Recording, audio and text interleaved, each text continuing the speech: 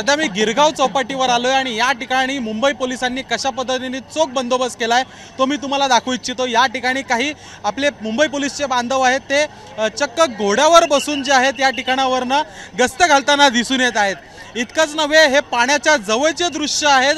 3 घोडे जे आहेत ते दिसत आहेत आपल्याला आणि त्याच्यावर आपले मुंबई पोलीसचे आपले कर्मचारी जे आहेत ते या ठिकाणावरनं दिसत आहेत। सोबत त्यांच्या मागे देखील चालत देखील जे आहेत पोलीस बांधव या ठिकाणी दिसून येत आहेत।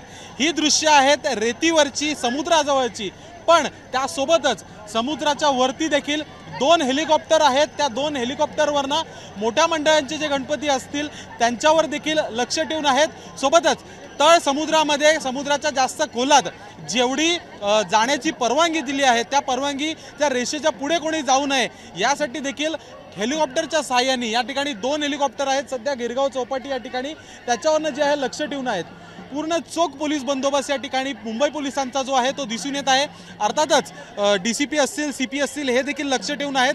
सर्व यंत्रणा ज्या आहेत त्या लक्ष ठेवून आहेत। AIच्या माध्यमातून देखील लक्ष जे आहे त्या ठिकाणी ठेवून आहेत। बघू शकतो किती मोठ्या प्रमाणात या ठिकाणी गर्दी जी आहे ती देखील दिसून येत आहे। आणखी अर्थातच अनंत चतुर्दशी आहे। गिरगाव चौपाटी हे एकमेव ठिकाण या दक्षिण मुंबईमधलं ज्या ठिकाणी विसर्जन जे आहे ते होत असतं।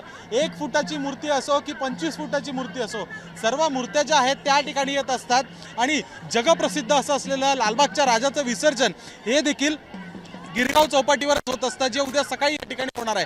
अर्थातच बघू शकतो मुंबई पोलीस हे सज्ज आहेत आणि चौकन्ने देखील आहेत। कुठलाही अनुचित प्रकार घडू नये, कायदा सुव्यवस्थेचा प्रश्न घडू नये यासाठी देखील लक्ष ठेवून आहेत। व्हिडिओ जर्नलिस्ट संतोष सोबत मी शुभम उमाय, जय महाराष्ट्र न्यूज, मुंबई।